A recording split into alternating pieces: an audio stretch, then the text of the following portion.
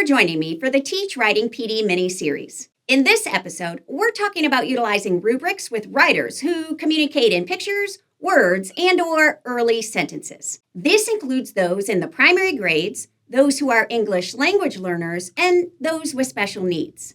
Teaching writing isn't just about providing direct instruction. It's also about offering customized feedback. Students need this.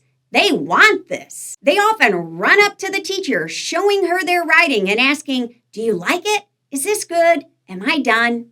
Providing feedback via writer conferences is a huge component of growing writers. However, with one teacher and 20 plus students, we also need a kid-friendly assessment tool that they can use independently. Attempting to meet this need, many teachers turn to checklists. After writing, students grab the checklist and evaluate their own work for the skills they were to include.